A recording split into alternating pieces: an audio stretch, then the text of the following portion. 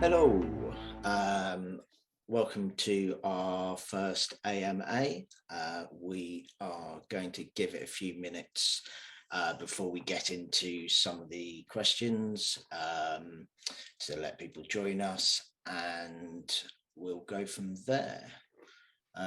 Anyone who's already tuned in, I'll give a quick introduction and we'll do that again before we get into the meat of what we're going to be talking about. So I'm Rob. I am the Executive Director of Gold Mountain Games. We've got Jeff, who Hello. is our stream director and a writer. And we've got Evan, who is our art director. As I said, once we've given it a few minutes, we will get into answering some of the questions that you guys have asked us on the Facebook page and Reddit. Thank you very much for them. And yeah, give it a couple of minutes. I got to say, I was quite pleased with the amount of feedback that we got from folks for that, and I'm excited to dive into this stuff. Yeah, it was really nice to get. We've had quite a lot of interaction on our pages, and kind of as we've been sharing more and more of our stuff, the reactions have been really nice to see, and because we're really excited about it. And yeah, so to see that it's been sparking some interest is great for us. Yeah, it's always encouraging to get that kind of feedback, get that kind of validation. Yes. And social proof that you're doing the right thing. Yeah, exactly. I think that's a very... Creatives tend to be a little bit hard on themselves, so actually getting some feedback is wonderful.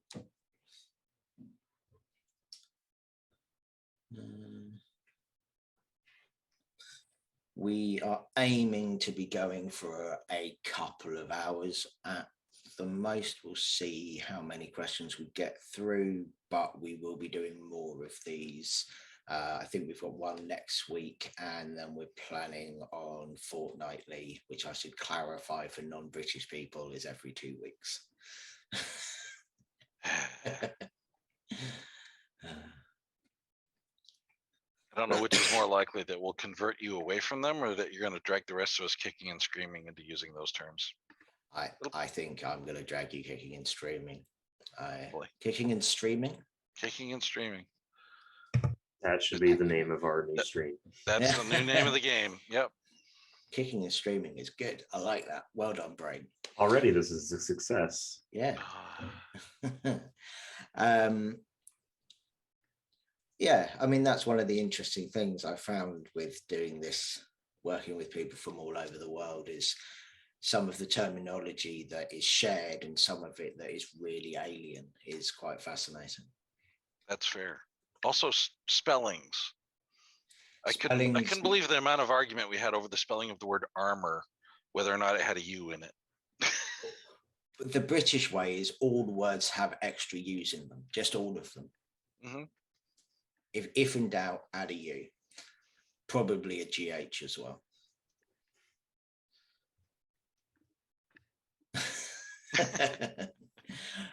Right, so time goes very strangely when you're live, doesn't it? I was going to say something else. Oh, the other thing is time zones. Time zones is something when you're working with people all over the world that no matter how long you've been doing it for, there's still some complications. And just when you stabilize a group to getting used to that, you bring somebody else in from British Columbia. Yeah. Because we've got 3 time zones here, aren't we? I'm UK, Jeff is EST, and Evan is PST. Cool. Right. I think that's been about 5 minutes, 4 minutes. That'll do. I say we go. Yeah. For those of you that aren't with us yet, so can't hear this will be on YouTube and other, I think it's going to be linked to our Facebook page as well. So you will be able to watch this all back and find out answers to any questions you miss. So we've got the first question, which is, what brought this group together to do what we are doing. So I think to answer that, firstly, let's tell you what we are doing. So Gold Mountain Games is a production studio. We are currently working on our own setting that we're going to release in several books. The first of these books is going to be coming to Kickstarter on the 1st of December. Our setting is an archipelago, and the first book is the first and biggest island of that archipelago.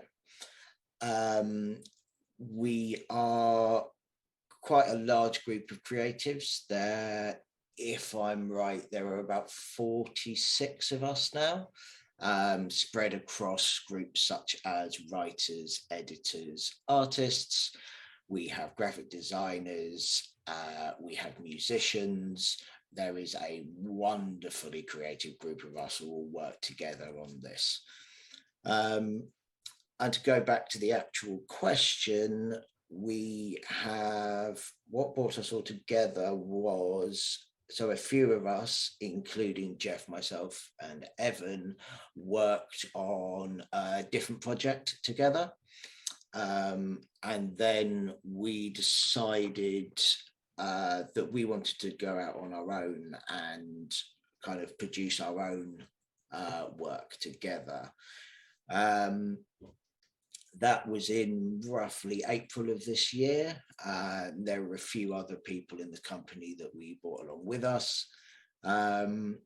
We've basically recruited from various tabletop gaming groups, and kind of we have tried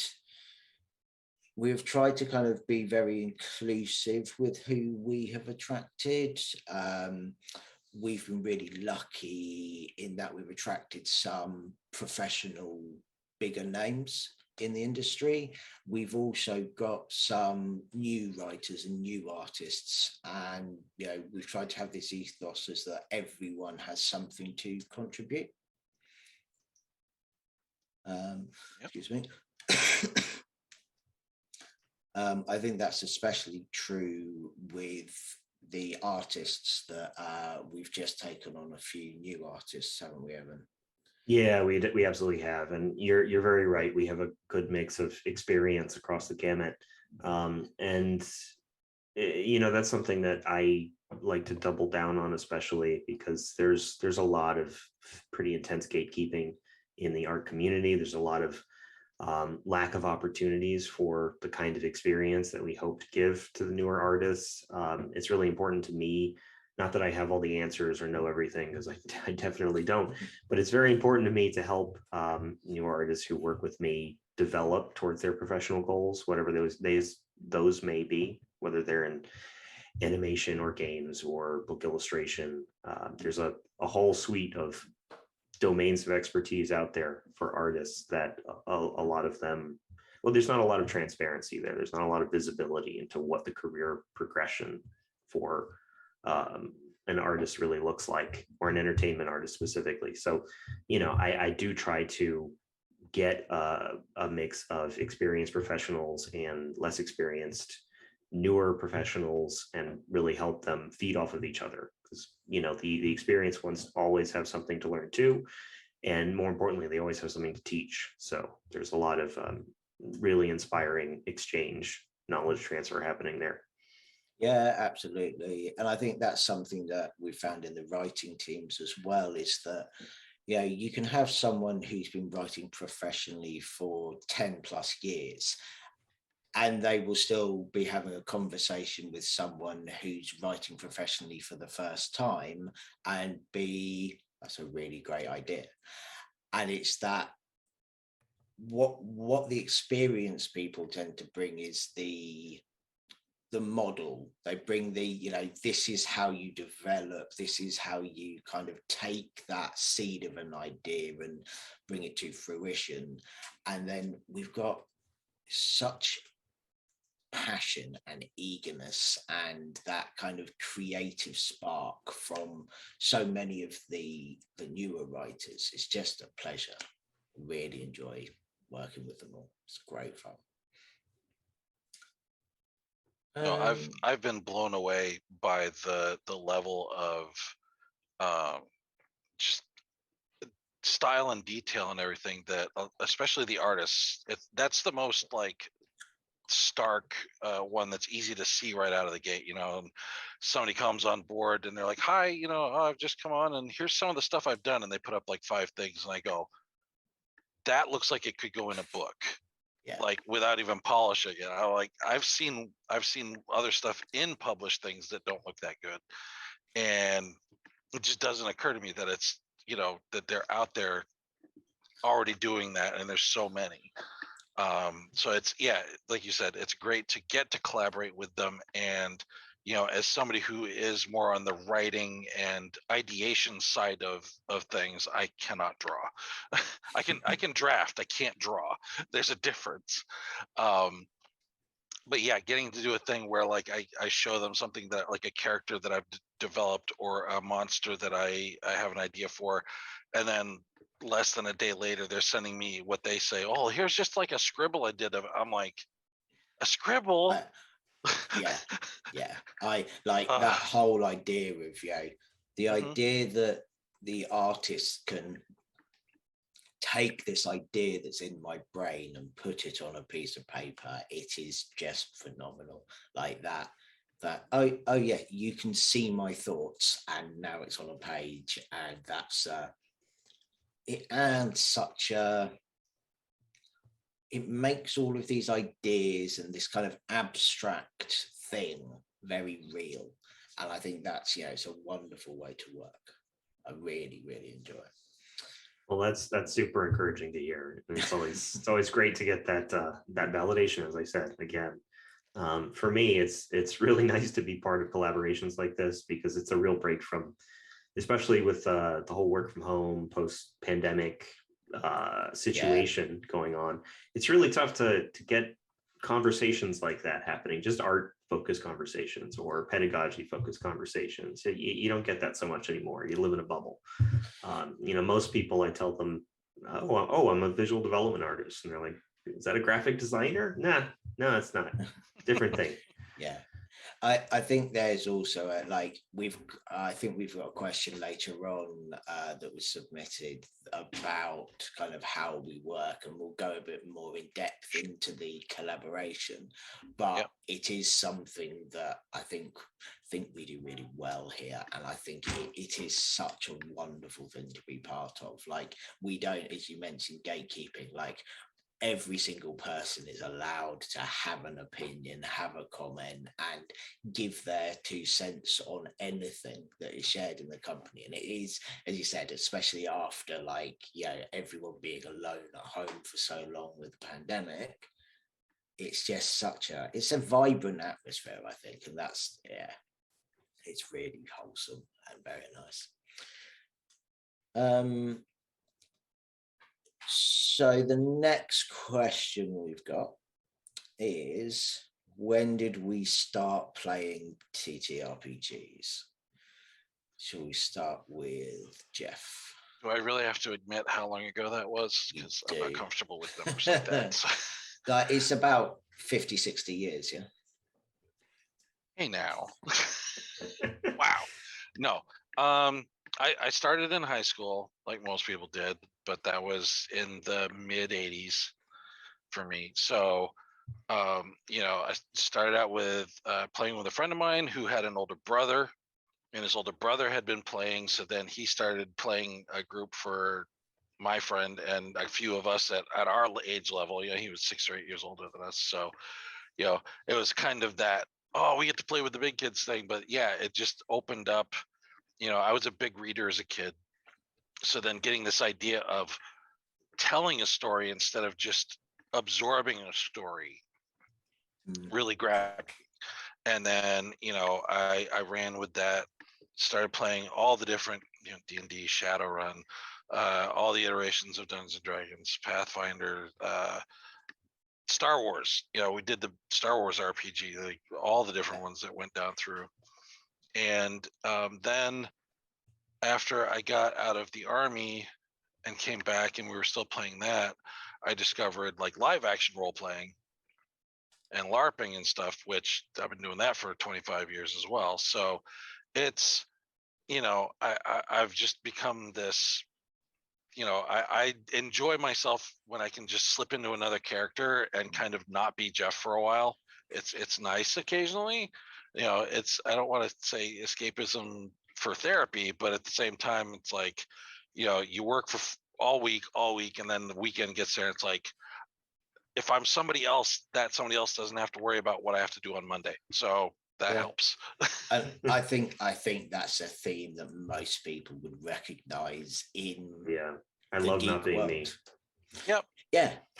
And it's not even because you is necessarily like bad to be, but that freedom of just escapism is good for you, I think. Yeah, absolutely. And it's just the creativity. It's like, you can let an aspect of yourself creep into characters that you don't necessarily do at work. Yeah. And I mean, I always kind of describe it to people as, imagine reading a book, but you get to choose what the hero does. It's so much more satisfying than most other forms of entertainment, because you get to influence it, and I love it. Mm-hmm. Evan, what about you? What's your kind of, how did you get into? Embarrassingly recent by comparison. I think the first time I actually played a game was 2016, 2017 maybe, and it was actually a workplace Christmas party where it was the two company founders and me as program manager and a couple other people. They just brought in actually they had an idea, who's up for playing D&D together, and I said, let me ask around and see if I can get a professional DM. And I had a friend whose brother was, et cetera, et cetera. We brought in this friend's brother. He was a professional DM, and he just hosted a holiday themed one shot for awesome. Like the six of us, and it was kitschy as all heck, but it was a lot of fun. It was so much fun. It just kind of opened the door to me, and I was like, okay, so this is what it is. Now prior to that, I'd been associated with the TTRPG world in a professional capacity for a while, but that was the first time I'd actually been involved as a player, and it just kind of took off from there. So Shadowrun and World of Darkness are pretty close to my heart, but nice. That's when it started. Pretty recent for me. That's a pretty cool way to start through work. So that's nice. So I have, my earliest memory of any kind of roleplay stuff was the old fighting fantasy books, which I remember being told off in junior school for doing during reading, because I was rolling a dice and disturbing other people. So that's when, for Americans, junior school is when you're like 7 till 11, I think, something like that. And then like I played board games with my dad when I was little. There was a shopping one, then there was Starship Troopers, things like that. And then I was really a board gamer. I set up the biggest board games club in the UK. I've got Carcassonne tattooed on my leg. Board gaming was my geeky outlet. Sure. And then about the same time as you, Evan, I think it must have been 2017, maybe later than you.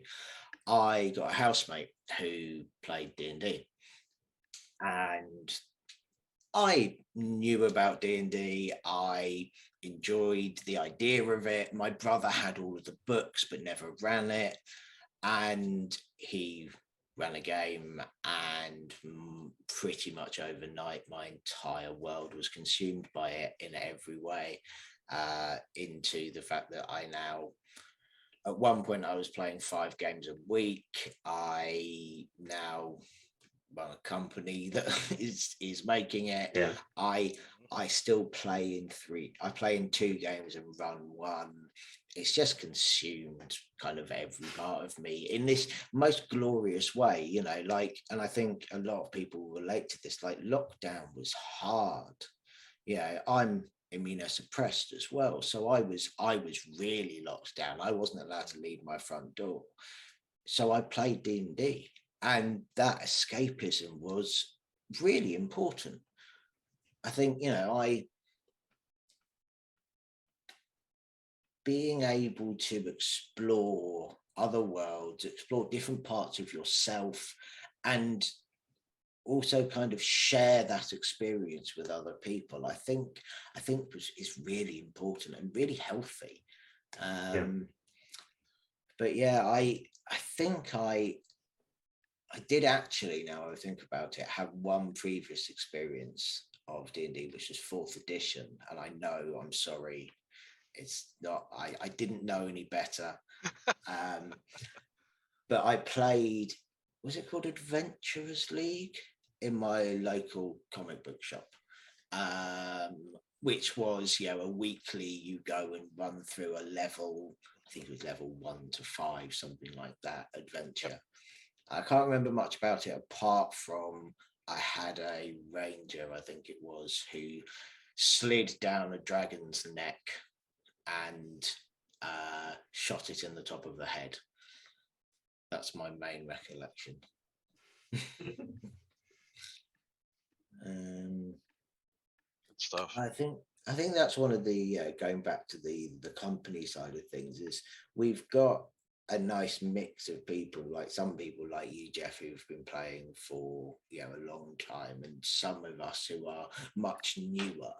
But it's just that bridge that joins people together, isn't it? It's Well, and it's a system and a world and a process that you don't need to have played for years or, you know, played in multiple campaigns before your brain starts working on, like, oh, well, if I was going to be the dungeon master and run a game, I would do this differently. It's like, well, what's stopping you? Get some friends together and do it, you know, because that's everybody wants that. So no, and I agree, you know, it's when we've had people come in that are sparking ideas and have things where they're like, oh, I've got this idea for this monster, and they, you know, so then they'll pull me in and we'll talk about it, and they absolutely come up with ideas that I hadn't thought of, or in ways that I hadn't thought of before.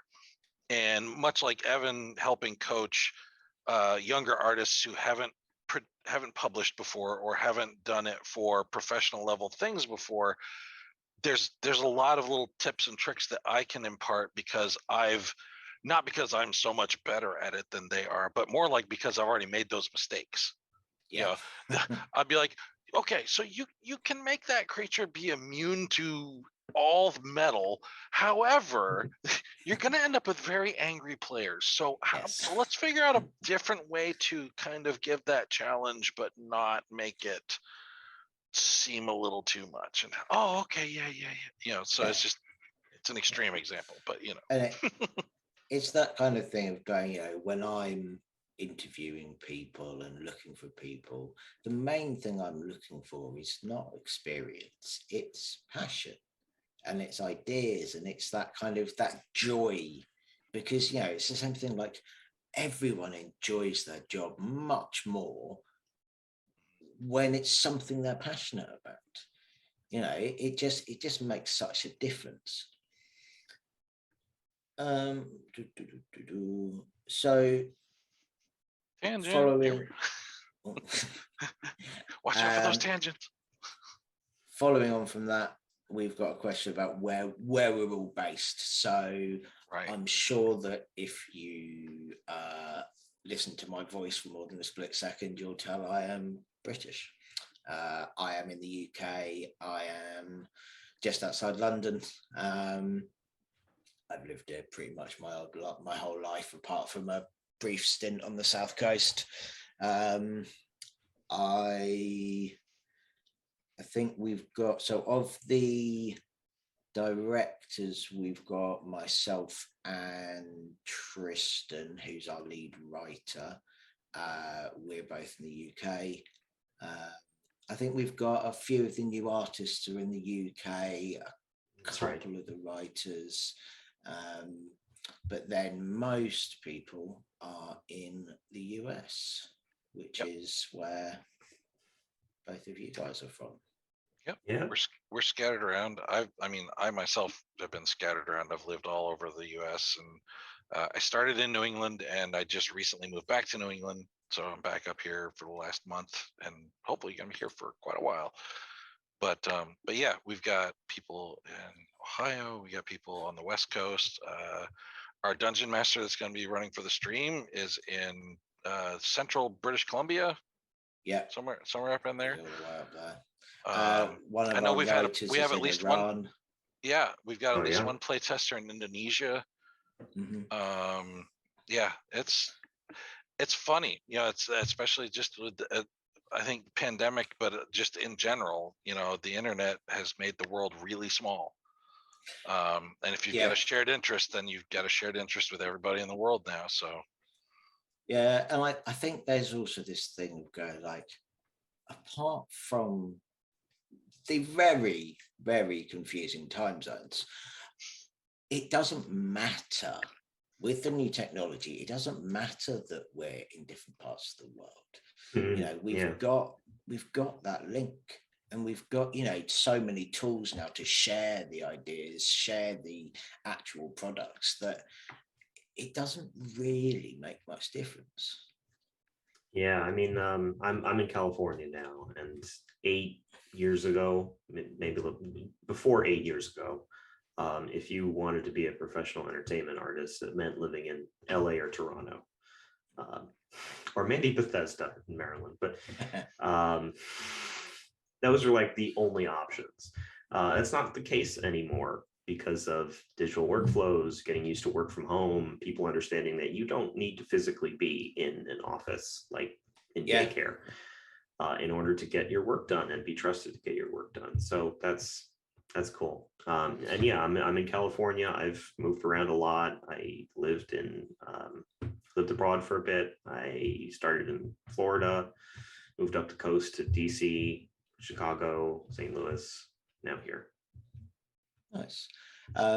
Just been told as well, we've had a comment from Chris McAuley saying congratulations to Gold Mountain Games, which is cool. Thank you very much, Chris. For those of you who don't know, Chris McAuley is he's a writer for lots of different things at the moment. He works for Amazon Games. He does the Stokerverse. He's working on some really cool Babylon 5 stuff. And he's also one of our senior writers he is producing some really cool stuff for us. So thanks very much for that comment, Chris. And we are looking forward to getting that. So Chris helped us write a one-shot that we are in the process of producing, and we're going to touch on that a bit later as well. But yeah, that is going to be being released soon for everyone for free. But yeah, we will get back to that in a bit. I think so. The last question we've got before we get into specific questions about our setting is, how do we all meet?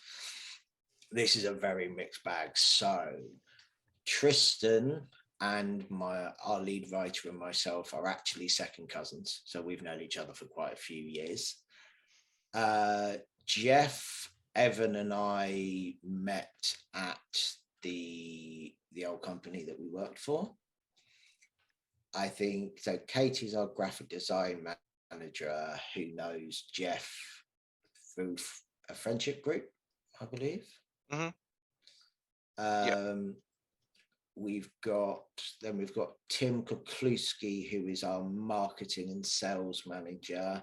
We met him through a Facebook group.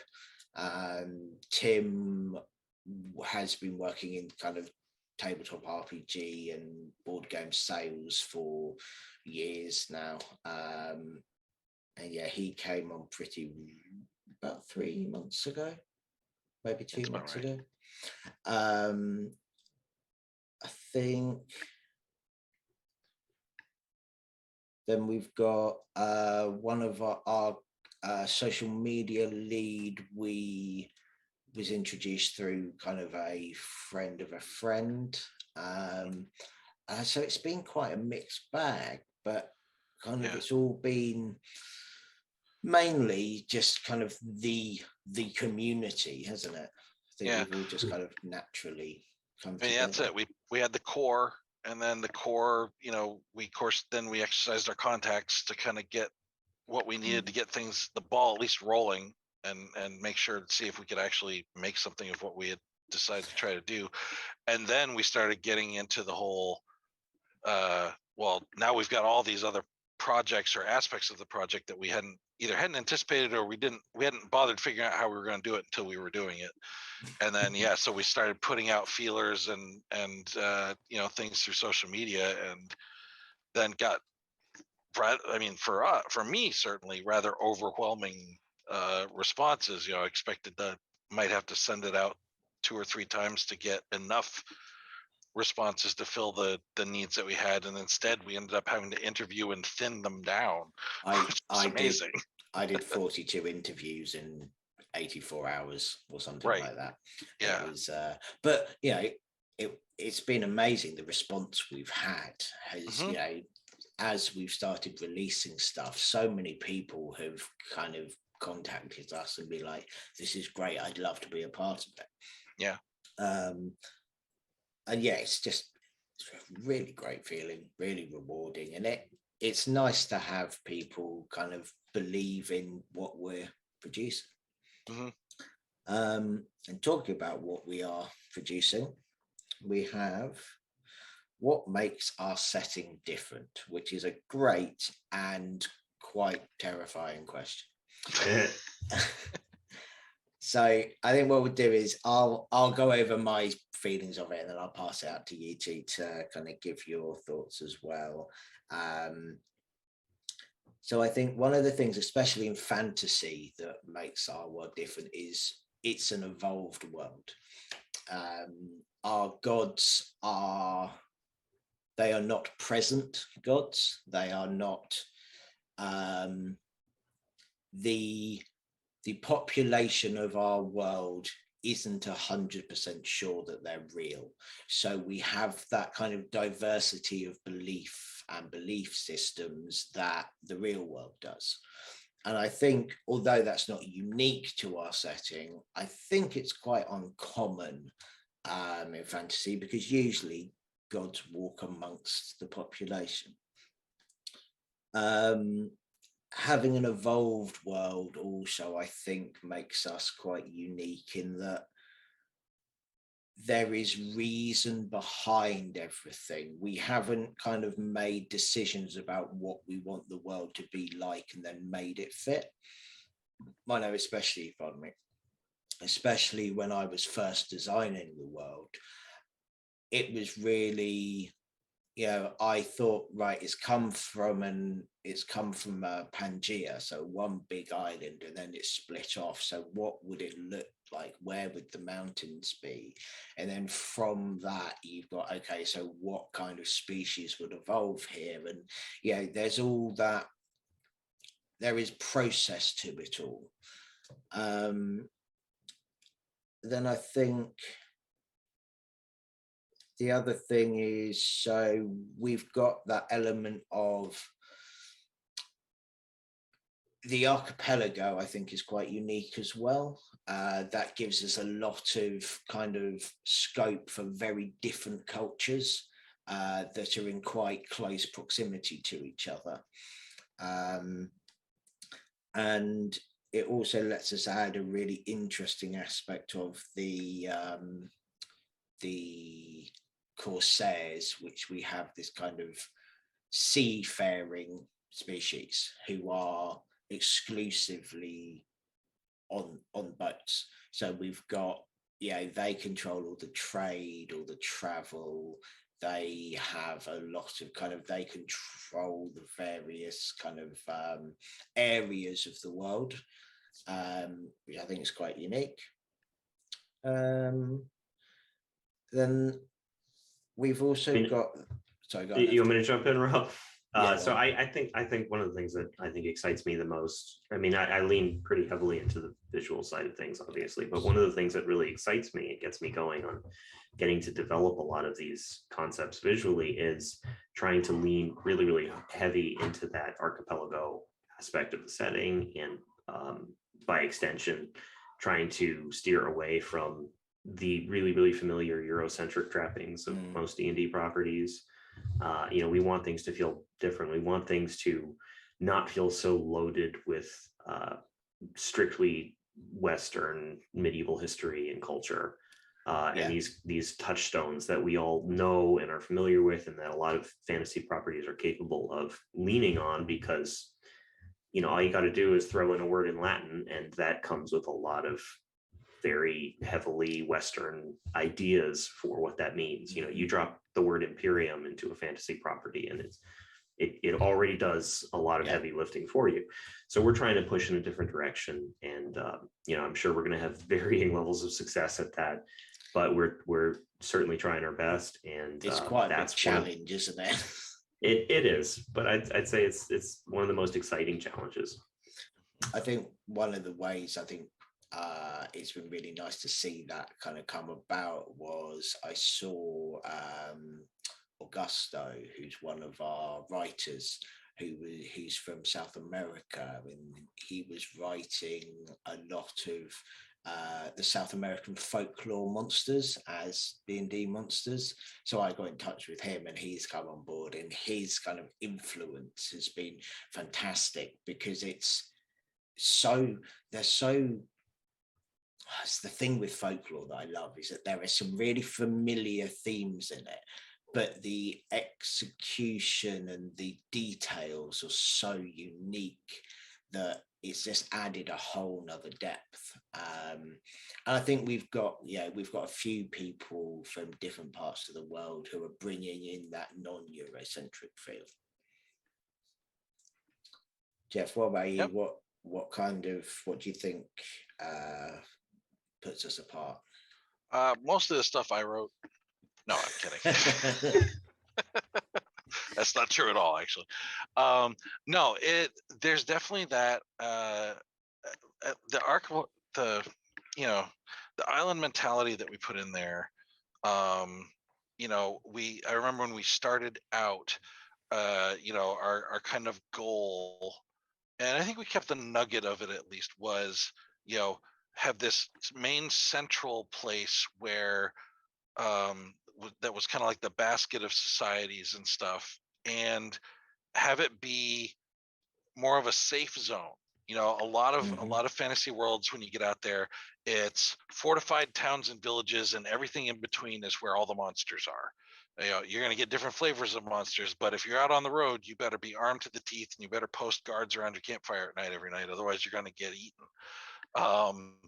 And getting away from that, I'm not saying this is a nice, newbie zone where nobody can die on the island or anything, but the island itself was more of like everybody there gets along, and there's reasons for that in the lore and in the societal stuff that we've written out. But then when you get away from that main island, that's where the real craziness gets, which is out in the other outlying islands and in the deeps of the ocean and everything. And just kind of giving a world where, yes, if you stay on the mainland and you're just going from town to town and everything, there's still intrigue, there's still factions, there's still all this stuff and everything, but you don't have nearly the levels of orcish hordes tramping across the plains or anything like that. It's, if you want that, that's going to be on some islands out there somewhere. You might be able to find that, but you're going to have to go look for it, or it's going to be up to the DM to put that out there in the hinterlands and things.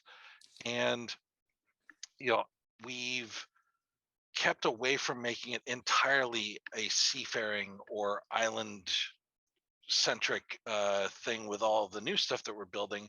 But at the same time, I was kind of realizing recently, while there is a lot of influence on that, that would actually just naturally happen because, where you are kind of shapes where your myths and mythology and the boogeymen come from.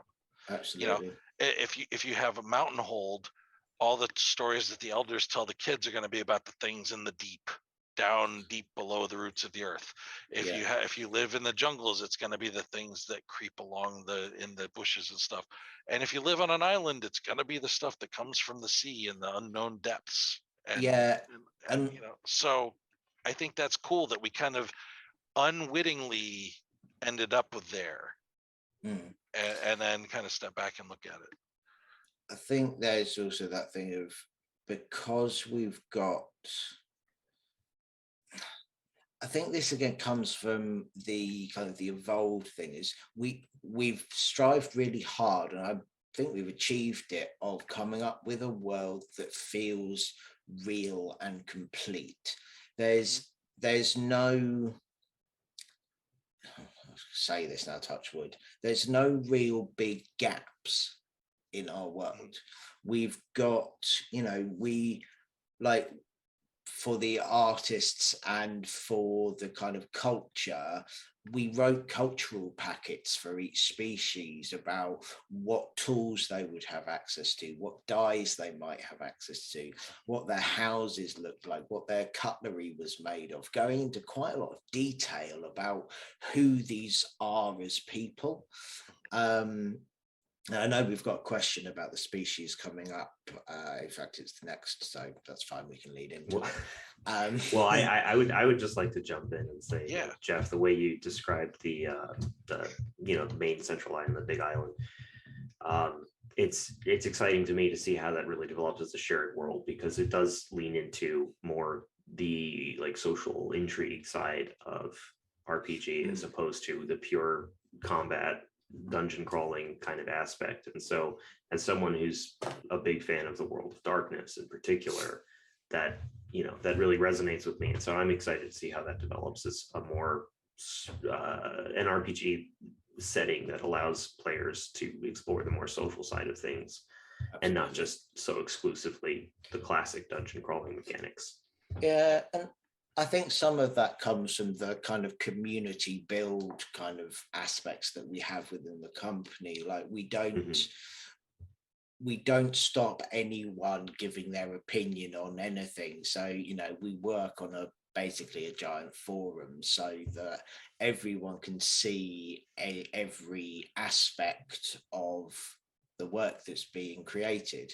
So when an artist goes, here's my first sketch of this item, there's not only Evan looking at it and giving feedback, there's everyone able to give feedback. We work on a shared drive that lets everyone comment on every bit of writing. And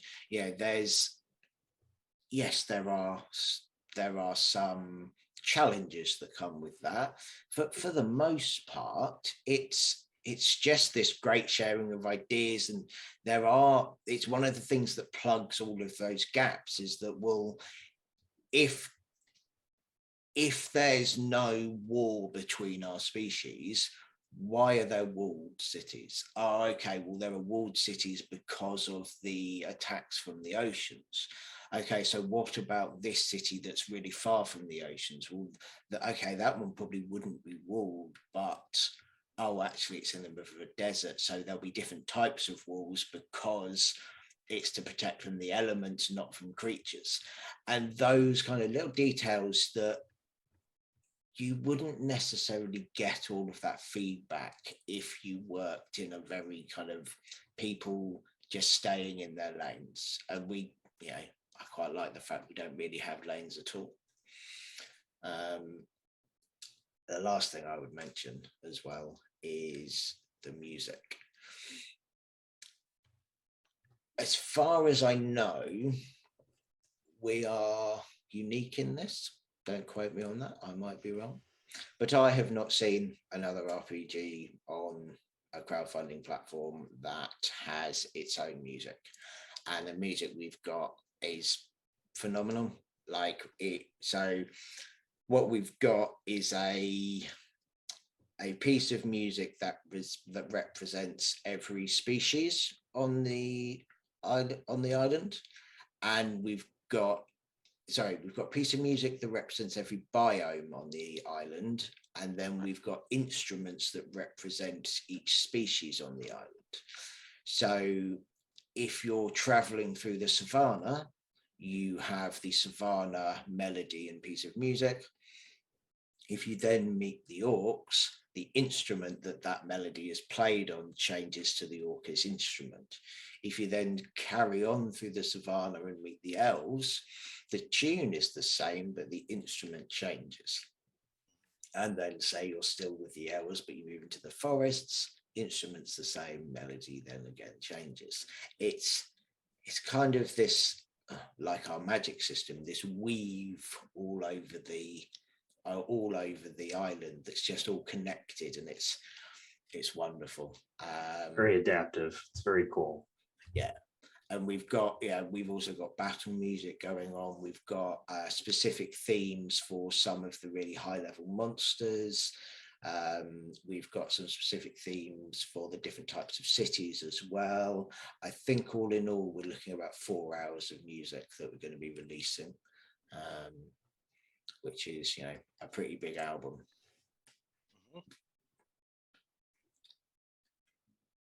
Anyone got anything else to add on what makes our setting different?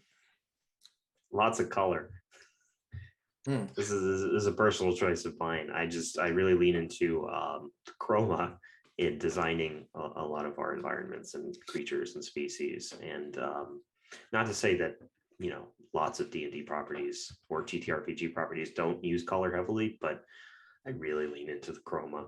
And I try hard to make that work. I've spent a lot of years making that a style choice that works. And I'm excited to see it develop and help this world come to life. Yeah, I mean, you guys watching this can see in our backgrounds that we've all got art, which has all been drawn by Evan. As we'll move out of the way. Here we go. Jeff is stubborn. It's fun. But yeah, I agree. We've gone for that. It's kind of like, so the island, this first island is in kind of the tropics region, so it is bright and colorful. And as I said before, we've got those, the cultural packets about, what materials people would have to create the dyes, and it's a beautiful looking setting we've got. I agree. So how did we approach species? I'm interested not to answer this first, because I wrote most of the species, so I want to see what other people thought. I'll jump in. Again, I'm not a writer, so I did not write the species. I was very much informed by the writing of the species, but I definitely wanted to push very, very unique visuals to these species, and not just in terms of painting style, but in their actual design. So everything from the goblins are particularly unique looking. They're very, very bat-like in a lot of their physiology. And that was actually not my decision. That was a decision of another artist who was working with us. But I loved it, and we all ran with it. And I think it has really, really informed their design in a cool and unique way. Getting the trolls in particular were a fun one for me, because I wanted something that is patently unrecognizable, but still recognizable as, oh, that's a troll. It can't be anything other than a troll. And we have 2 different subspecies, one for the rainforest, one for the savannas. And so exploring their differences visually. Yeah, yes, that is correct. Exploring their differences visually is really fun.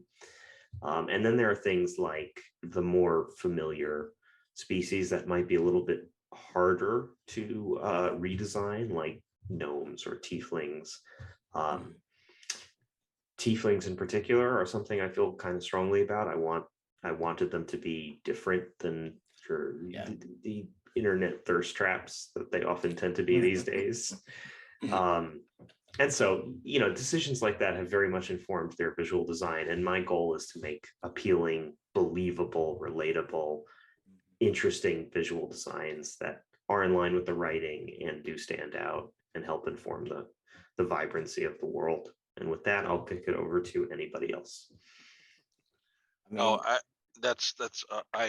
absolutely agree with that, and I've watched that evolve through the art that's been coming across the shared group as we've been writing them. And I think a lot of it was just our collaborative discussions that we had very early on, talking about the feel and the vibe that we wanted amongst them, to not even necessarily take your classic fantasy tropes about these races and just ball them up and throw them away, but incorporate them, because we want people to be able to walk into our setting and recognize it for what it is, because at the core it is Dungeons and Dragons. But it's an alternate world where things evolved a little differently, but the core's still the same there. You can still see the roots. And so I think a lot of our stuff, especially with your mainline elves, gnomes, dwarves, things like that, we changed culturally and aesthetically, but not fundamentally. So the elves are still elves and people will recognize them as that. But they are, especially aesthetically, they are very different. And I think culturally, they have evolved in our world, so they fit our world. And I think that's how we have approached all of the species. Yep, exactly. And trying to take take some of the ones that traditionally were outliers at best as a playable species, the trolls and the goblins, and bringing them in and saying, it's like, well, that's our world didn't lean into where they would have been the trash species, of the fantasy worlds that they have been tropically coming up to this, where goblin, that's the first one that's the first one you kill as an adventure. Is a goblin or kobold? Which one are you? And I think that's so. One of the things people might have noticed is that we're not calling them races, we are calling them species.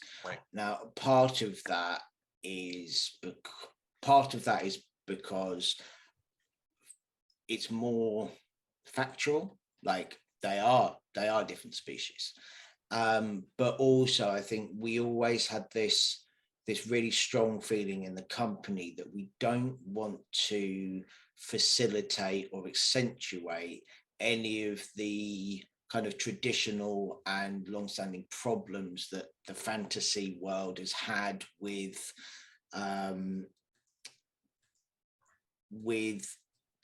species or races being painted as evil. They're all individuals, and I think that's something we've done really well. And for me, I love greenskins. I've always liked goblins, orcs. It's the reason I put trolls in. That's why they are on this main island. And for me, like, orcs for so long have been designed as purely evil. Tolkien's orcs are I'll not say a bad word about Tolkien, apart from the Dead Marshes. But they are an evil species, and I really wanted to push away from that. And I really like that our orcs are cultured, they have art, they have traditions. Yes, they still have violence as part of their culture, but they are not murderous beasts. And I think, I did the same thing with the goblins. We have them as they are a fully integrated part of our societies, and because there's no reason why they shouldn't be. And fully I think, realized. Fully They're fully realized, realized. yeah. Like, whereas with most properties, you couldn't really picture like a goblin family unit. That's a problem that we wanted to alleviate. Yeah. But time and again in both fantasy writings and at your table with your fellow players and stuff like that, everyone has run into another player that wanted to play a kind-hearted dark elf or a goblin that is a wizard, and he just is out there helping the world. Yeah, that shouldn't be an issue. Like, right. It shouldn't be something difficult to make real. Yeah, because you'd run into it's like, well, you can't because all dark elves are evil. It's like, well, I didn't hear you complain when so and so made an evil dwarf. I thought all dwarves whistle while they work. Come on. Yeah. So it's like, we wanted to have it both ways and just be like, people are people. Yeah. And doesn't matter what they're, if they've got pointy ears, green skin, big tusks, whatever it is, they're people. There's going to be good ones. There's going to be bad ones. Find out through role play which one you're dealing with. And I think so. We've had a question which actually feeds into kind of what we're talking about. So we had the question of, what is your divine pantheon? Clerics and paladins are my go-to. So actually, part of the way that we have managed this with the species is to have, how to explain this concisely and quickly. So our pantheon. Before you start, I am going to pop to the restroom. So that's fine. We got this covered. This is all writing anyway, so go for it. So our pantheon are not technically gods. They are an ancient species that are resting, and their emotions and their feelings are seeping out into the world. So on our main island, there are 7 of them, and they have the 7 virtues. Now, I'm not going to go into too much detail here, but these virtues have kind of been given to the various species. So they've all taken 1 or 2 of the species under their kind of tuition. I think that's probably the best word for it. And they have, so we've got, Mercy, for example, the tieflings have been taken under the Ulyssari, that's what they're called, of Mercy. And so their culture is very influenced by that. And all of the cultures as a whole are influenced by this need to kind of work together and cooperate and kind of, work for the greater good of the island. Now, this obviously has created some interesting problems for us to solve, in that how do you have a cleric when you don't have gods that are supreme beings? And this was something we struggled with for quite a while. But how we've managed to kind of deal with those issues is that there is a weave of magic, and these creatures that are resting gift some people a connection to that weave. And so clerics are people who have the ability to kind of take energy, take powers from the weave and use them as magic. Paladins, you mentioned them, they're also my favorite class. They are more tools of brute force. So they rip energy from the weave through force of will. Whereas then our wizards learn how to use it through study. But yeah, so going back to the species, we've got this kind of,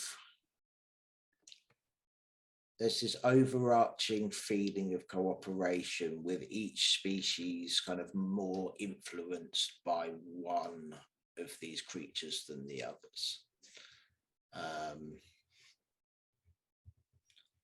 And as for how religion works, it's very secular.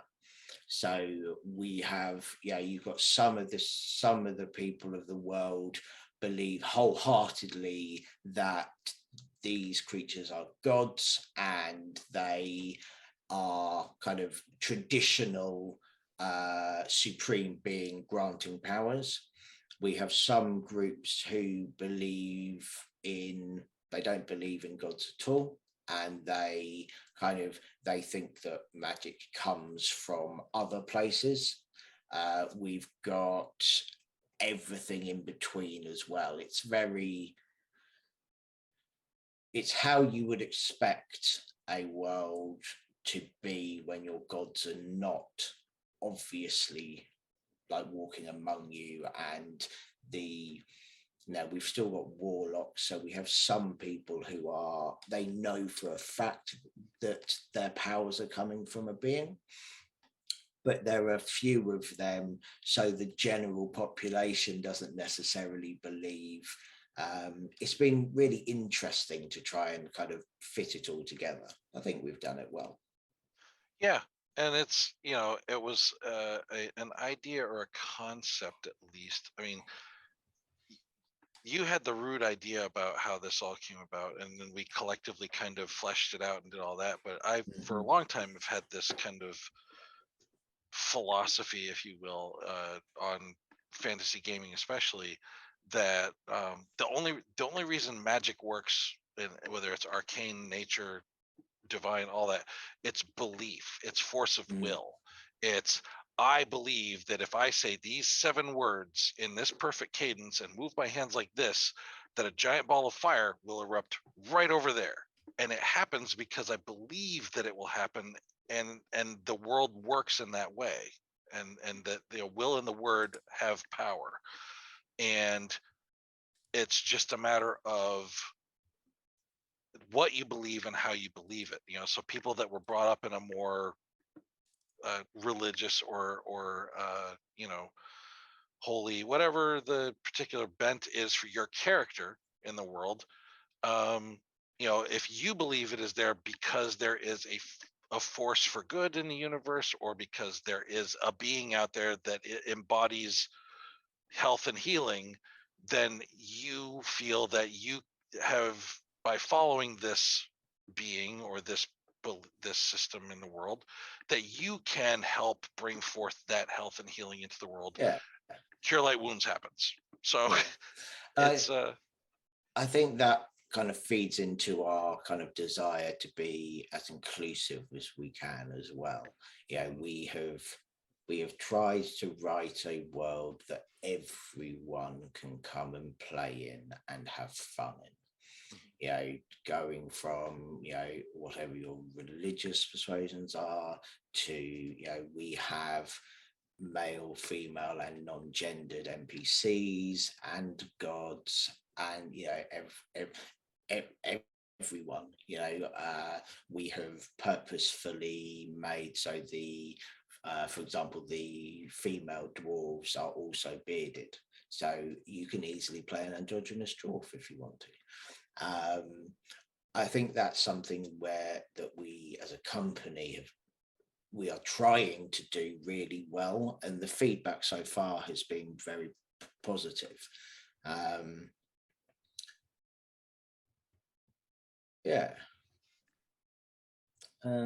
Anything anyone else wants to add on the species?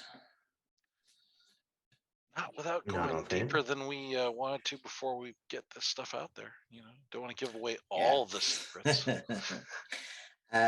So for the next question, this is about one of the monsters, the salt zombie that we have released on our Patreon. Evan, are you able to get image of the salt zombie up? Yeah, let me go ahead and pull that up. So for those of you that haven't joined our Patreon yet and haven't seen it, I'll give you a bit of information. Also, please join our Patreon. First of all, why not? Second of all, here's the information. So this is our horrendously terrifying salt zombie. We have a large part of our world which is salt plains, and there are creatures that are obviously affected by that, and the salt zombie is one.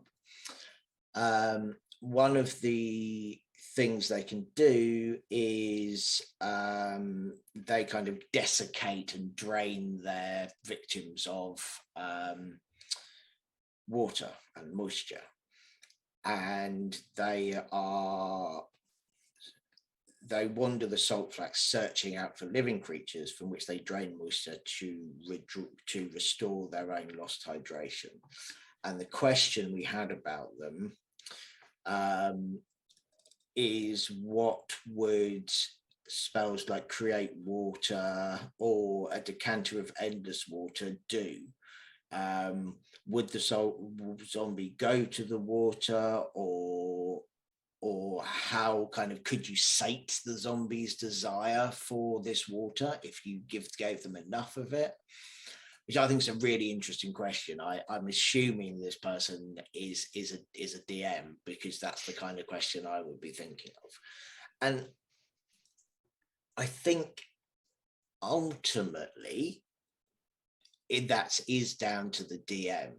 So what I think we'll do is, how would you guys deal with that as your DM? So let's say your party has come across a group of salt zombies and they open the geyser from the decanter of endless water near the zombies to try and distract them. How would you run that, Jeff? See, there's this is the problem with it, is that like if you come up with, if you just blanket go, oh yeah, sure, okay, if you do that, the zombies will automatically be attracted to water. You don't want to. I try, as a DM, I try to avoid giving absolute solutions to a scenario to my players, so that they stop thinking of more interesting ways to deal with them. While at the same time rewarding the interesting ideas they come up with. I love when a player comes up with something out of left field and uses a spell or an ability or an item out of their inventory in a way that not conventional, not anticipated, but I want to give them that shining moment of, you know what, this time it worked, or in something like that. I think me, like if right out, because I didn't see this question before we started this, so thanks for ambushing me on that. I think if one of my guys had a geyser of water and he started like that, I think the zombies would be absolutely drawn to it, but the second he cut it off, they would turn on him, because now they're like, hey, where'd the water go? And then they're just going to start chasing him for the water, because he's proven that he is a source of water beyond anything they've ever seen before. So now they're going to go for it. Yeah, I think that makes sense. Or so, I don't know. It's hard to say. I think it's very situational too, in that like if they encounter one, it might act differently than if they encountered 30 of them. Yeah. Kind of, that sort of a thing. Like one of them, if it saw an entire geyser of water, it might just run away scared, because it doesn't know how to deal with that much water, because it's probably going to be eroded and dissolved by it. Whereas like 30 would see it as a source of food, because it can like just absorb that much and probably need more. I did like Katie saw the question, our graphic design lead, and I thought her answer to this was horrendous and wonderful, and I'm glad she's not my DM. She said that she would have the zombie kind of absorb all of the water and become this kind of bloated water beast, and attack them with extra powers, which I think that's a great answer. I have played it in more than one of Katie's campaigns, and you're crazy if you don't want her as your DM. I'll tell you. Something what I would do, I reckon I'm similar to you. I would want to reward the thinking. I think I'd probably have them distracted by it. One of the other Salt Zombie abilities is, or not abilities, but the effects is they are desiccated. So being drenched with water deals 2d10 radiant damage to the Salt Zombie. So I'm not sure I'd reward it enough if they would drench themselves, but I think they would definitely be drawn to the water. Yeah. I mean, the other side of that too is that, you know, if you all of a sudden they realize, oh, I could just cast create water and I could take out a zombie with it. Okay. Well, after you've taken out 5 zombies, you've just used up 2/3 of the healing spells in your party to kill zombies. So, you know, if they make those choices, okay, that's a choice. Hopefully you get to the end of the day and you don't regret it. But for me, this is a sign of a good monster, right? Yes. This is a monster that we are, you know, there's enough freedom in how it's written that people can, you know, come up with interesting ways to deal with it. And it's not, oh, this is how you kill them all and it's fine. Yep. There's a nuance to it, and there's that. Yeah, you can do that. You're going to use a lot of your resources doing so. And this is a thing that a piece of advice that I give to DMs that ask me, you know, since I've been doing it since the time age forgot, apparently, you know, is that just because a thing works in one situation, make sure your players understand it's not always going to, because there may be factors involved that they don't know about. And that works in both directions. You know, it's like I like to make sure my players at the table understand it's like, just because you see a soul zombie, it might depend on what creature they're built from. Like in my, you know, in the story I'm telling, maybe there's something going on that has caused a certain segment of the population of them to act a little differently, or they react to stimuli or spell effects a little bit differently. And you know, you don't want to do that a lot, but flavoring that into your campaign can really make it so that people don't go, oh, zombies again, get the water skins. Yeah, you don't want it to just be this boring rote repetition of lather, rinse, repeat on how you deal with monsters all the time. So yeah, exactly. Evan, anything you'd like to add there? I think I'd try to make it more of a temporary distraction, if anything. But that ultimately what they really are drawn to is not water in and of itself, but water pulled from living organisms. Yeah, I think that's a nice point as well. I was thinking about that actually, in that that's that difficult thing of going, you want to reward it, but that's true. Evan, I think you've hit the nail on the head with that one, and good on you for doing it, because otherwise wouldn't just every body of fresh water on the island just be filled with bloated salt zombie corpses floating in it going, oh yeah, this is the life. that's one. Spa day, lads. I think that's very true. So the next question we've got, I like this one. It's a hard one. What's been the biggest challenge in creating a new setting? It's the details. It's very I wouldn't say easy, but having the big idea about a setting is the easiest part, because you can go, I want an island that is peaceful, but then you've got to make every single layer from that top down make sense and work. So you've got to, as I was saying earlier, like, why are there walls? Why does anyone know how to fight? Oh, okay, because so monsters coming from the sea. Okay, so then where are those monsters coming from? Yep. What, there's, You've got to ask those questions and follow the thread, and that and I thread think never stops.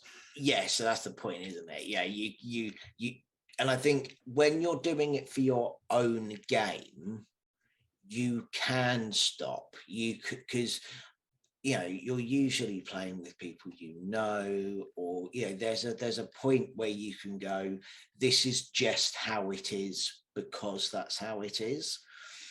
When you're creating a setting for publication, I think that's not as acceptable. I think you've got to delve a few levels deeper than you would for a home game, and making sure it all works is hard.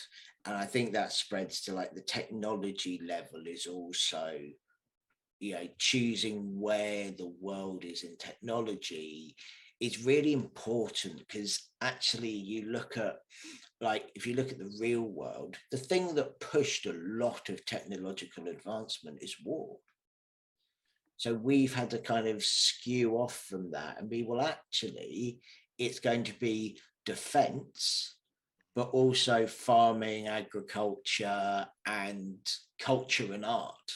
So how would our technology have moved differently to real world technology to compensate for that difference? Yeah, no, I would agree. And honestly, the other side of that same sword is knowing when to stop adding details. Because we have definitely had things where we totally sat down and did a thing out and then had to back off about a third of what we wrote, because we realized we were just, there's a certain point where you're over delving, you're over explaining, and they take away from the poignant detail that you put in that actually makes a thing interesting, and then it becomes tedious, or it becomes so pigeonholed that then you take away the creativity of the player to expand on what you gave them, or the DM to expand on what you gave them to make it a little bit more their own. Yeah, and I think that's quite a salient point, is that, where do you stop to give the people running games in your setting freedom to create their own games within it? So it's that challenge of building a structure for the DMs, but not making it really constrictive. So, for example, we've planned out the major cities. We've got 21 cities, but we haven't planned out every town, because we want to leave that open. If the DM wants to put a town somewhere, they can do that. And it's that giving them enough information so that it's easy for them to create their own thing. I think that's quite a fine line to tread. Yeah, it is. And it's been, the collaboration has been where it's been easier to figure that out, because somebody else sees it, and it's like, don't ever proofread your own material, because you skim over it and you know what you meant to say, but then you didn't actually say it very clearly. Same thing with, if you build a city, have somebody else go in who had no idea what you were even trying to build and read it, because then they're going to be like, does this town not have a shopping district? Because you literally have no shops in here. Or it's going to be like, is this the oldest city in the world? Because there's not a single brick that you haven't described in here to tell us where everything is. And so you need to leave some room for expansion. And you won't realize that until someone else points it out. Yeah. Absolutely. I've lost the question. Biggest challenge. What's your kind of view on that from an art perspective, Evan? Well, I definitely agree with Jeff as far as the proofreading your own work. Don't you always need another pair of eyes on any piece you're producing. Someone else is going to see things that you're just too close to, or you need to give yourself a break from a piece and come back to it, and things will jump out at you. And then from a design standpoint, it is very much very, very critical to be cognizant of the hierarchy of detail. So, it's not the same kind or level of detail potentially as writing, obviously, but that detail hierarchy is essential to driving home the right visual statement, the right visual message, communicating visually what is most important, or what is most mood inducing, whatever the objective of an image is. Keeping that hierarchy in mind is critical. And it's really, really easy to just draw every single blade of grass, and then what you have at the end is an image that is unintelligible, or a concept that is conceptless, just because you got too in the weeds with it. Yeah, I think that's I think that's quite evident in both kind of areas, the writing and the art, is that it's that cliche of sometimes less is more. And I think that's quite a hard thing to balance. And that comes also with like how much we are showing people before the actual releases is something that's quite hard to know as well. So like, we're really excited by everything that's being created, and how much do we give out, and I'm quite pleased that we've got quite a lot of stuff for free on our Patreon.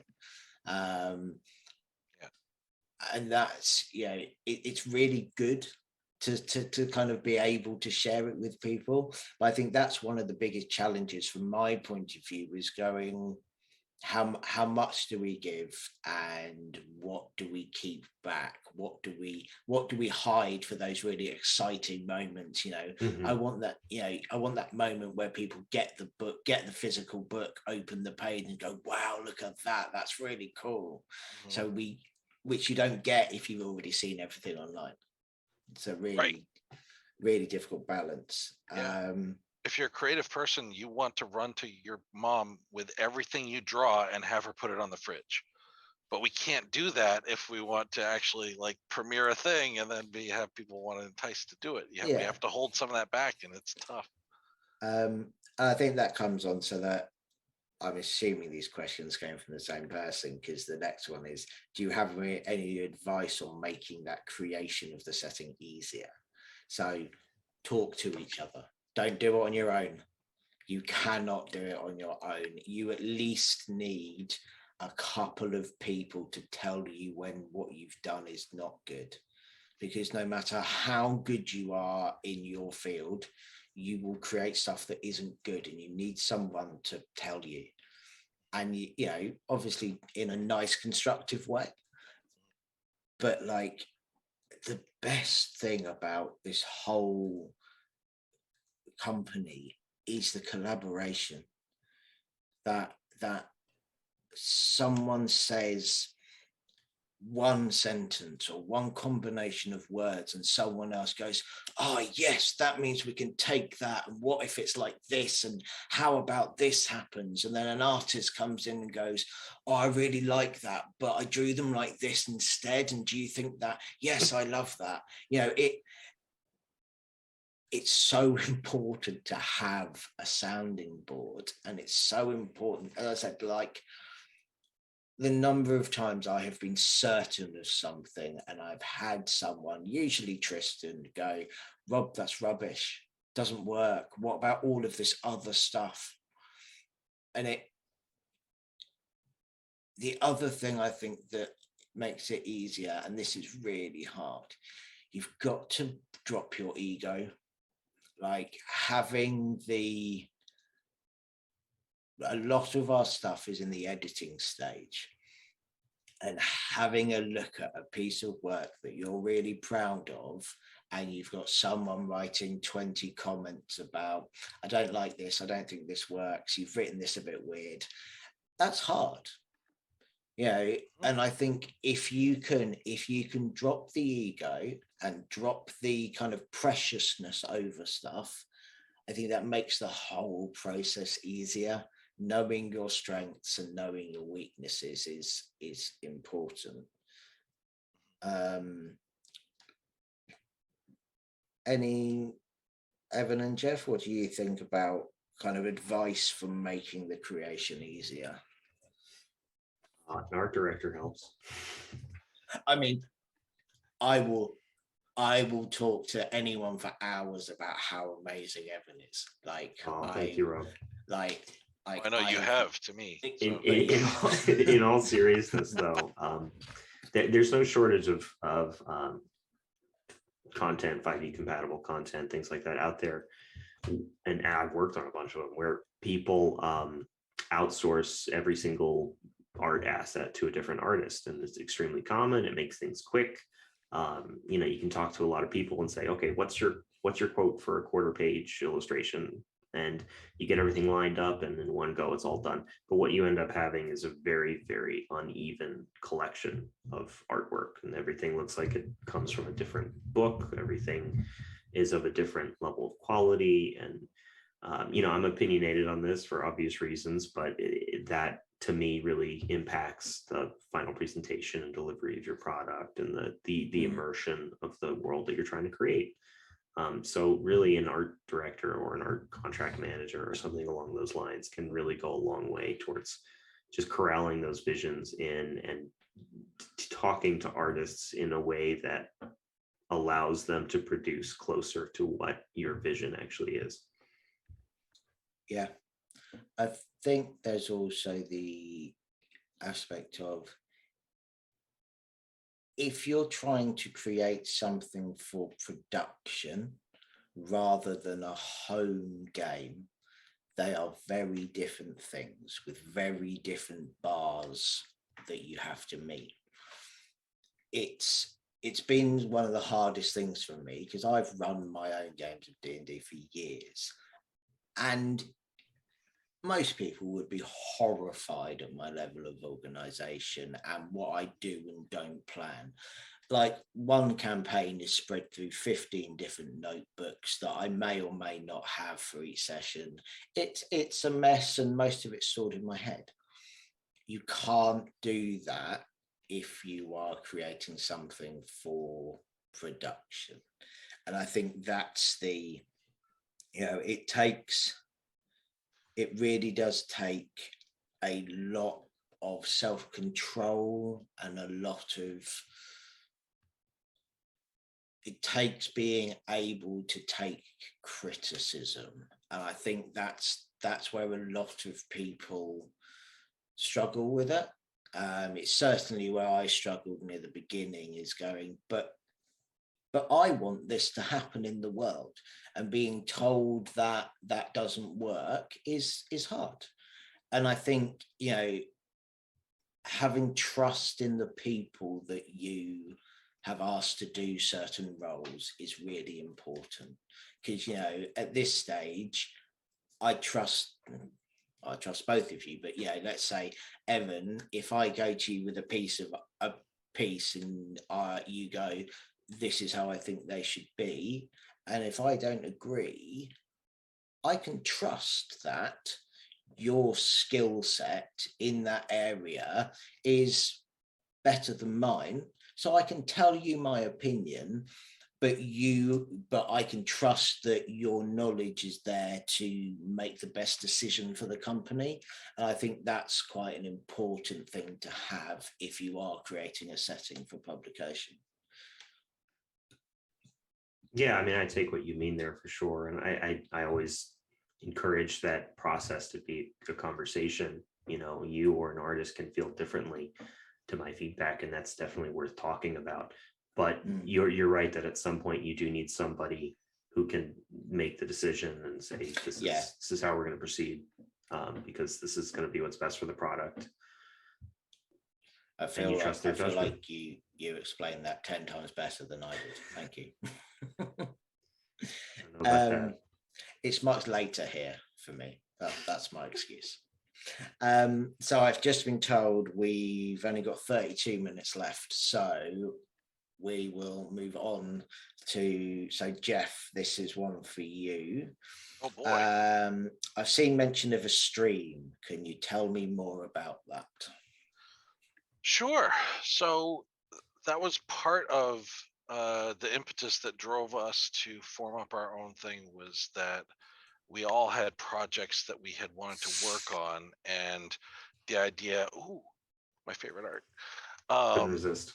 The idea of collaborating and kind of overlapping them and getting some synergy going was really exciting for us right out of the gate, and it still is. So that's kind of where we went. I really enjoy watching streaming content, especially like actual game session kind of storytelling, and you know, it's part of what I've really come to enjoy over the years of playing under different dungeon masters and going to different LARP games and things like that. Is even if I go to a game or I sit in on a session of somebody who's doing a story arc or a module or something that isn't my usual cup of tea, the usual kind of one that I would run or would choose to play or something, I still just get excited to be welcomed into experiencing a story somebody wanted to tell.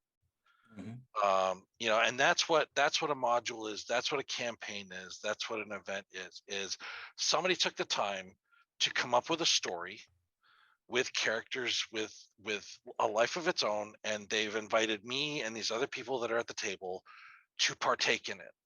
And that's really special. I think we get used to it and we do it so much that we kind of lose that, but that is what it is. So I, even if I didn't enjoy that particular one or something like that, I still feel gratitude towards those people for that. So I was excited with the idea of not only getting to share a story that I'm helping create with people at a table in a world that we've built, but then taking that and sharing telling that story out with other people who would be entertained by watching us explore that world. And we've got some people that I've played with for years joining us. I've got some people that I've just met joining us at the table, and we're all really excited to take some of this new content that we've created through wish fulfillment for things that we've always wanted to do, and also kind of seeing a niche within the structure of Dungeons and Dragons that hadn't been done yet, and wanting to explore that and getting in there. So we are going to be doing an ongoing played campaign that is going to be set in our world with all original races and classes and abilities and things that we've created. Species. Sorry. It's a habit. It's hard to break. It is. But I appreciate that because I am trying. All of those things and bringing them in. Right now, our goal is we're going to be doing a 4-part kind of micro arc to introduce those characters and kind of set them on their path. That is going to be part of the launch for our Kickstarter. And then that 4-part arc will be basically kind of our prelude to the main campaign and storyline that Chuck will be picking up and running with as our dungeon master. And it's not that far off. We're going to be recording our first sessions here in the next week or two. So yep, very much looking forward to it. And we've got quite a nice, so everyone's got our own like everything is coming from our setting, so all of the backgrounds are unique to our setting, all of the species, the subclasses. We've got someone's playing the Coalescent, which is our class that Jeff and I wrote. It's all going to be our setting, and that's really exciting for me. And Evan, you've got a lot of art to do. Yep. And he's Evan's sneak peeking for everybody that's tuning in for us now. This is actually my character that I'm going to be playing in the stream. This is Imbroglio, the gnomish cleric that is going to be out there kind of trying to make the world a better place. I'm excited to play him. Yeah, I'm playing I'm doing an orc shield mage, which I'm very much looking forward to. So yeah, what we will probably do is another AMA, which will focus a bit more on this stream and what we're doing at some point in the future. Yep. But for now, that's a very brief overview of it. I didn't want to get too delved into the details of it because we're still tweaking things a little bit, and that might change before we launch it. But also, I want to save that and do that after we've got a little bit of footage, and maybe we can do like a little, like you see them doing on all the talk shows and stuff. It's like, oh, we've brought a clip. Here you go. Yeah, exactly. Mm-hmm. So we are now going to. I love the artwork I've seen on Instagram. Thank you very much for following us on Instagram. Please go and do so. I think this is aimed for you, Evan. How do you decide what things look like? Yeah, that's a big question. Well, I guess the very first part of that is syncing up with the writers and understanding their vision, what's behind the writing, the reasoning behind a lot of the choices that they made. And then it's about determining what kind of statement we want to make visually with this. So if it's a creature that is supposed to be terrifying, you might look for the kind of visual touchstones that make for a terrifying creature, like a lot of sharp angles, a lot of hard triangles, a lot of points, or if it's supposed to be a creature that invokes disgust, maybe it's slimy, maybe it's grossly segmented like a giant worm. You find these touchstones that make sense both visually but also with how the thing is actually written, and you start iterating. It's all about iterating at the early stages of deciding how something looks like. You iterate on different designs, different shapes, different value studies to figure out what things are going to look like. I think that's one of the most interesting things I've learned from working with you is that initial sheet of almost silhouettes of one thing, but there's like maybe like 8 to 12 different, very different ideas on one paper. Right. Is something I had no idea was part of the process. But you're right, it is so important because you can draw so much from that, and if you don't spend the time doing it, you're never going to explore all of the possibilities. So I would agree that's like a really important stage. Yeah, your first idea is never your best one. Even if it ends up being your best one, it's never your best one. You always want to get all those bad ideas out there. Aside from that, the rest is really just the kind of push and pull with my general process, which maybe I can do this. And there it goes. So this is literally us just like iterating on dwarf body types and then iterating on different poses and starting through painting. Mm-hmm. And it comes all the way to rendering everything out, basic color correction choices, the whole process. I think this is a really interesting one to show as well, because this is a female dwarf. And how do you know? That kind of, it's so ingrained in us that a beard is masculine. But if you think about why a dwarf would have a beard, it's because they live underground and they have dust, and it's to keep that dust out of their nose and the mouth. It's why they've got bigger eyebrows, to keep it out of their eyes. It's, you know, all of this stuff, it makes sense evolutionarily. No, that's not the right word. When things evolve, it makes sense for all dwarves to have facial hair. So that's what they have. But it feels very alien to have a bearded female. But when I was told this was a female, I go, oh yeah, okay, it is, because there are other pointers in that direction, which I just find this whole topic fascinating. Yeah, it's a fun challenge to successfully design bearded female characters, because the beard is such a touchstone of masculinity, visual touchstone of masculinity, and then you have to rely on other touchstones of femininity. You want to balance them against each other. You don't want it to just appear like a woman wearing a fake beard. You know, it needs to feel organic and integrated. So there's lots of minutia to that, to resolving that challenge with design decisions. Yeah, and I could talk forever on that stuff, but I'm not going to. I mean, we've also I think it would be very easy to put them scantily clad. And I think that's something we are very keen. Like, we really want to move away from those damaging negative stereotypes in both men and women. And I think that's it. It's something that presents a really big challenge, but it's also something that's really quite satisfying and wholesome to do.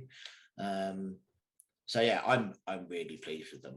And I think that leads us quite well into the next question, which is, what are our favorite pieces of art?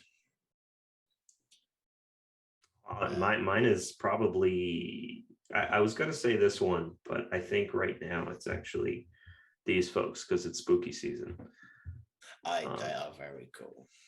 So these are, I'm not going to get into them because they're for our one shot, which will be released soon, but they are. I think right now that's all you need. You don't even need to know their names or their origins. They're just there to be enjoyed, and it's amazing. I just like the way they've all got such really good expressions, but they're skeletons. I think that it's achieved really well, Evan. I really like it. I can see why it's one of your favorites. It's my thing for it too, because I was looking at this yesterday, I think, and like at a quick glance, because it like showed up in my feed, so it was really small. I was thinking it was a very simple, like almost more impressionistic kind of a thing, because there wasn't a lot there. It was just kind of drapery and then the skulls and stuff. And then when I blew it up and was looking at it on my full screen, I was realizing, I was like, they're subtle, but there are, each one of them has, on the right, the tusked one, he's got the matching medallion kind of a thing along with a belt jewel that really ties the whole thing, and I love it.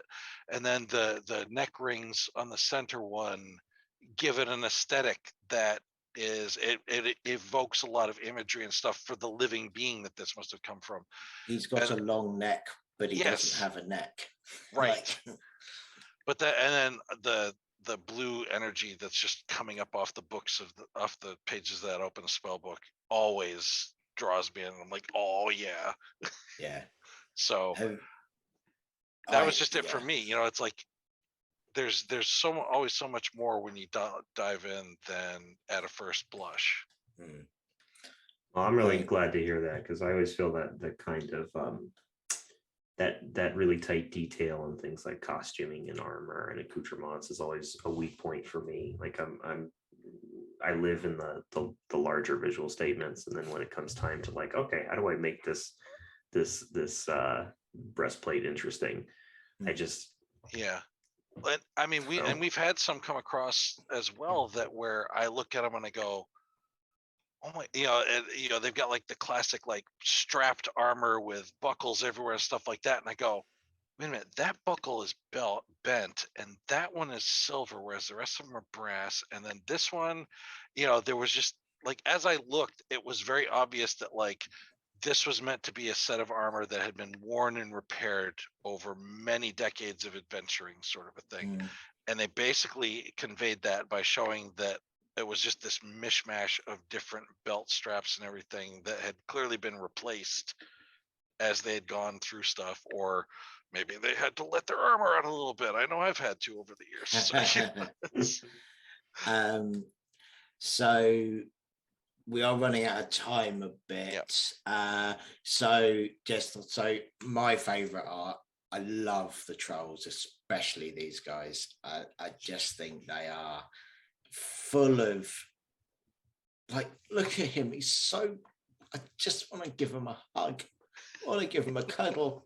He's wonderful. And our trolls are wise. They are learned. They are, and I want to sit around a campfire with him and have him tell me a story. I think he's amazing. I love him. Yep. And then the other one, I don't know if you've got him, but if you've got Tarfu on hand. Oh yeah.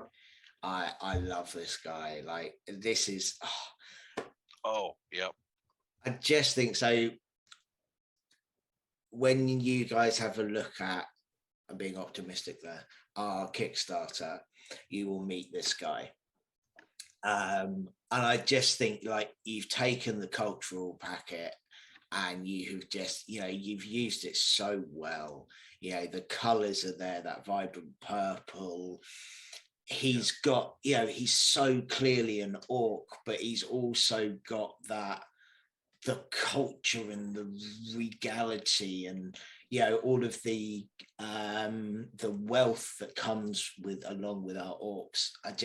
I love him. I think he's just fantastic. He's got a swagger. He's like, yeah, I'm an orc, but I also have fashion. Yeah. I just think he's fantastic. I guess I better ask before we show it though.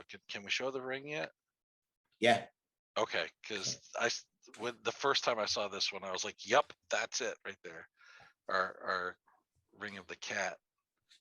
So I'm a crazy cat wizard, and so I wrote a magic item called Ring of the Cat, which basically just summons you a cat, and this is what the artist came up with.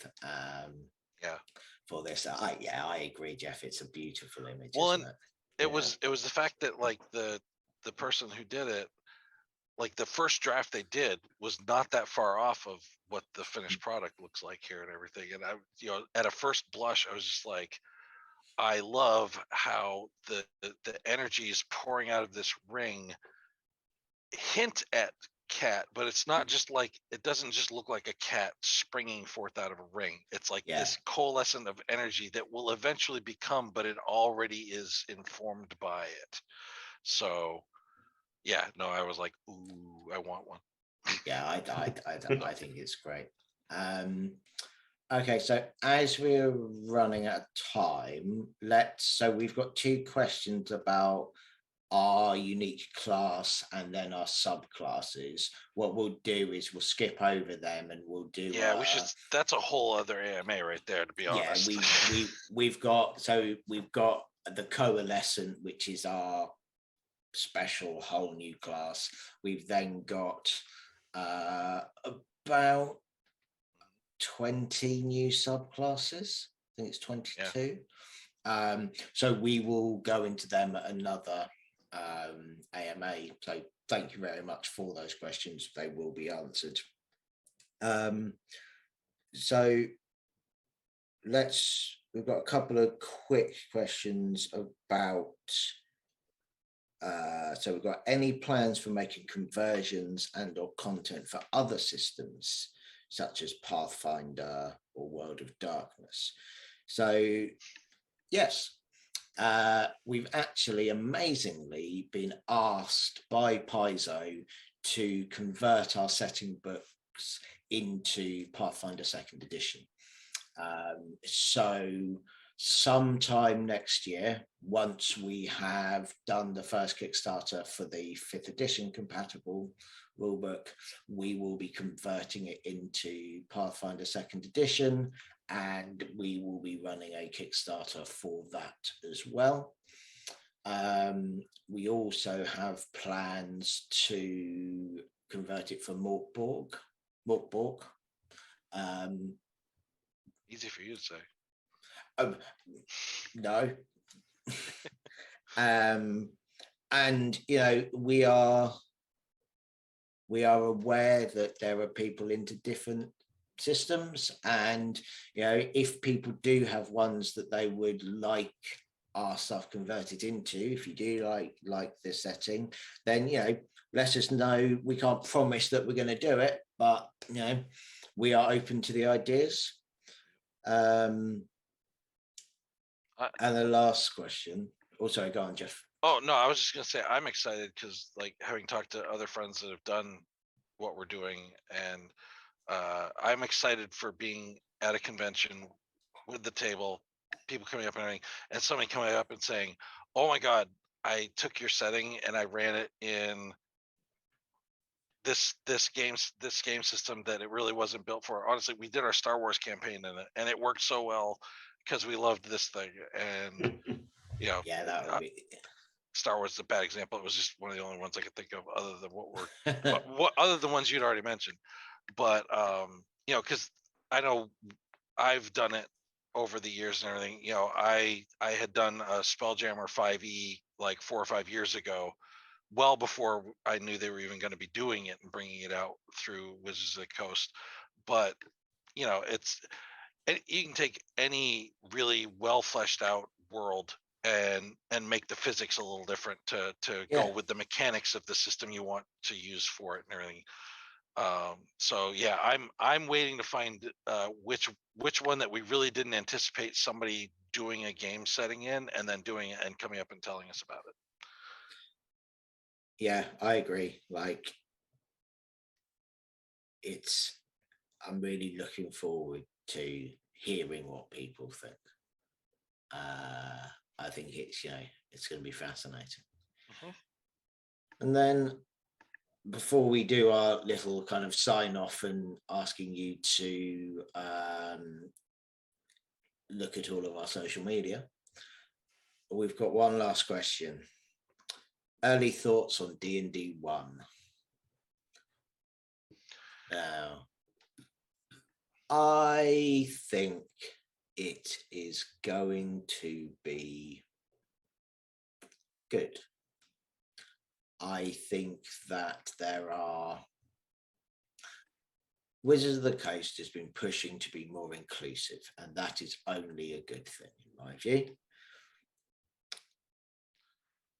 I think they have also. I want Wizards of the Coast to release some new stuff. We've had Spelljammer, we've had Dragonlance, we've had, they haven't been releasing new stuff for a while, and I really want that. I want some out of the box, really interesting and unique new stuff, because that's what that's one of the reasons we're doing what we're doing, is because it's interesting and unique and big and exciting. And I think they have been struggling with that. The rules. Sorry, go on, Jeff. No. Yeah, I agree with the idea behind it. Although I think, from things I've read, people I've talked to and things, I think there's a combination there of, you give the people what they want. If you're a successful business, that's what you do. And I think there's been a clamor for a lot of that conversion work done.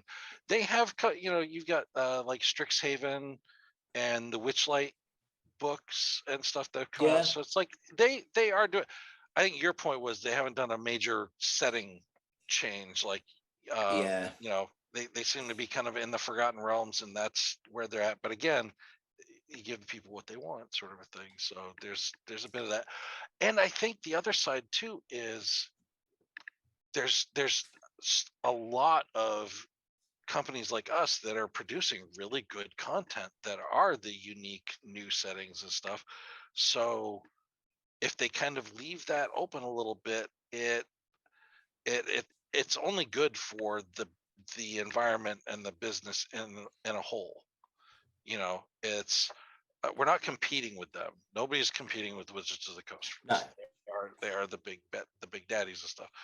But if we put stuff out that maybe draws in new people because ours seems more like what they're into and stuff, they're then going to go buy the other books too. So it's, you know, it's also in their greater interest to encourage small companies like us to produce that new outside the red box thinking to come up with those new ideas that are adjacent to the big main setting of things. So I mean, I'll come to you in a sec, Evan, but like one of the things I have seen, which I really hope they keep, is they seem to be putting a bit more balance and interest into the Rangers, because I think most people know they screwed up the Rangers a little bit in 5e, but doing things like making Hunter's Mark a class feature, which is in the latest playtest stuff,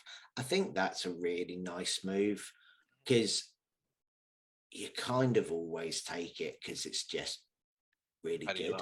Yeah. And, you know, I think that's fair. And like you saw it when they worked with Larian Studios on Baldur's Gate 3.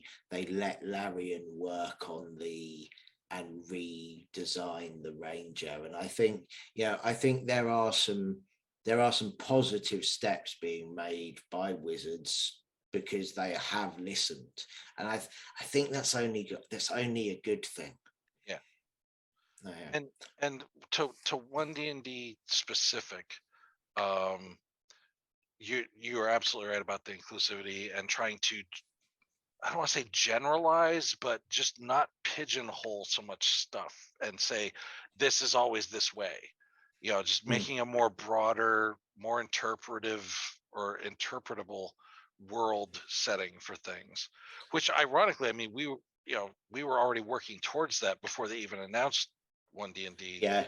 In being that way, with trying to go with, well, all of our species are how they are, and it's the individuals within the species that determines good, bad, or indifferent. And which is one of the biggest changes that One DND is moving towards. So we're kind of ahead of the curve as far as that goes. So obviously I agree with doing that because that's what I'm doing. Yeah, exactly. Evan, before I sign off, any views on One DND? I agree wholeheartedly, but I think my biggest thing is I actually trust the company. I think that they know what they're doing. And they're not going to make everybody happy, that's for sure. But no, I trust that they know what they're doing. D&D has never been bigger. You know, right? It's they did right with 5th edition, and I agree. I think it's only going to get better, and I'm looking forward to it. I think that's the general rule. Yep. So we have quite successfully filled our 2 hours. We've got a couple of minutes left. Thank you all for watching. Thank you all for your questions. It's been really interesting to talk about them. Please do follow our social media. Please do. We are going to be releasing the Kickstarter launch page, preview page, that's the one, in the next few days. So please click on that and sign up to be notified when it actually launches. Please share our stuff if you can. We do have a Patreon that gives you access to maps. We have a newspaper which is written in Oscana. We have that has kind of monsters with stat blocks. It's got maps. It's got an encounter each month. We've got some behind the scenes art. We've got lots of there's token backgrounds. There's lots of stuff that comes with our Patreon, and the more people back, the more stuff we can produce for you. We've got a lovely cartoon that's being written, and that will be going out on our Facebook and the Patreon. We're doing another AMA at the same time next week, which I believe is going to be a draw along with Evan. And the week after that, I'll be back with probably an AMA going a bit more into the species and answering any of the questions we receive in the meantime.